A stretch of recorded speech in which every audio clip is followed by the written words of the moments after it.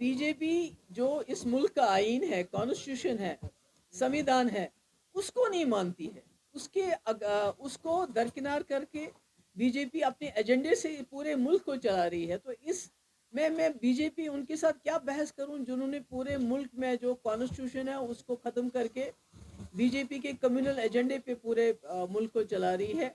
वो क्या जानते हैं 370 क्या है? वो क्या जानते हैं कि 370 जम्मू कश्मीर और मुल्क के बीच में एक ब्रिज था जिसको उन्होंने तोड़ दिया, और यहाँ के लोगों को जो मुल्क के साथ अपनी अकीदत रखते थे उनको दरकिनार कर दिया। और क्या कह सकते हैं हमीद शाह साहब से?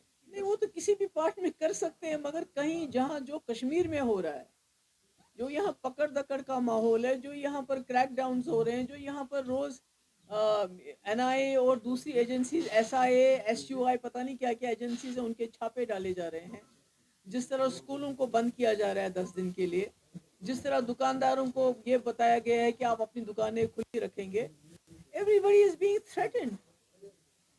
तो ऐसे में आप G20 में जम्मू कश्मीर को एक ट्रॉफी की तरह पेश करना चाहते हो। देखो जी, जम्मू कश्मीर में सब कुछ ठीक ठाक है, और आप भी लोग जानते हैं, मैं भी जानती हूँ कि जम्मू कश्मीर में क्या ठीक है।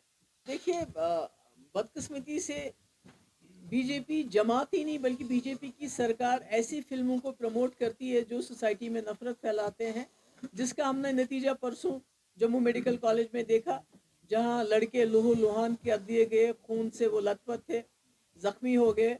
और मसला यही था कि जो केरला स्टोरी की फिल्म की बात, उसके ऊपर बहस हुई थी। तो ये जमात ही नफरत फैला रही है, जमात ही चाहती है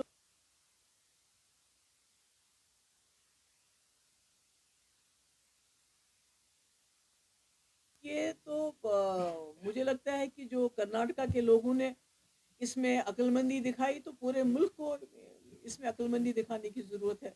अगर PDP के पास रिसोर्सेज हों, तो हम सबसे पहले जो हमारे नौजवान जम्मू कश्मीर के अंदर, जम्मू कश्मीर के बाहर पिछले 4-5 साल से जेलों में सड़ रहे हैं, जिनके माँ बाप इतने गरीब हैं कि वो वहाँ जाके उनका केस तो लड़ने की बात दूर की है, उनसे मिलने के लिए भी नहीं जा सकते हैं, जो दिन रात रोते रहते हैं अपने बच्चों से मिलने के लिए, जिनके केसेस में जो हेयरिंग ही नहीं होती, अगर हेयरिंग होती है तो सरकार की तरफ से गवाह नहीं पेश किए जाते हैं, यानी जिनका प्रोसेस जो चल रहा है वही सज़ा बन चुका है, और 4-5 साल से कुछ भी नहीं हो रहा है। तो अगर हमारे पास वसाइल हो तो हम सुप्रीम कोर्ट में जाके उनका केस लड़ेंगे। इलेक्शन तो बाद की बात है। जो यहाँ के लोगों के बेसिक राइट्स हैं, एक्सप्रेशन, अपनी बात कहने का, अपनी मर्जी से दुकान खोलने का, बंद करने का, अपनी मर्जी से सड़क पे चलने का, कहाँ पर चले कहाँ नहीं चले, तो जब आपके बेसिक राइट्स ही खत्म हो गए, इलेक्शन दूर की बात है। और मौलवी फारूक साहब को जो है, उमर फारूक साहब को पिछले 5 साल से हाउस अरेस्ट रखा गया है। अगर कोई मुलविस है, अगर मौलवी फारूक साहब के जो जिन्होंने उनको शहीद किया है उनको पकड़ें, या जिन्होंने हमारे कश्मीरी जो पंडित भाई हैं उनकी उनकी हलाकतें हुई हैं उनको पकड़ें, उसके तो खिलाफ कोई नहीं है। मगर मैं ये पूछना कि जो कश्मीरी पंडित यहाँ 30 साल से रह रहे थे, जिन्होंने कश्मीर नहीं छोड़ा था, आज वो जम्मू क्यों भाग गए हैं? ये कौन से हालात हैं? फारूक साहब जिनके वालिद को शहीद किया गया, तो वो हाउस अरेस्ट में है, उनके पीछे एजेंसीज क्यों लगी हुई हैं? तो मैंने पिछली बार भी आप है कि पहले भी पकड़ के लेते थे, अब G20 की वजह से और भी ज्यादा पकड़ दकड़ हो गई है।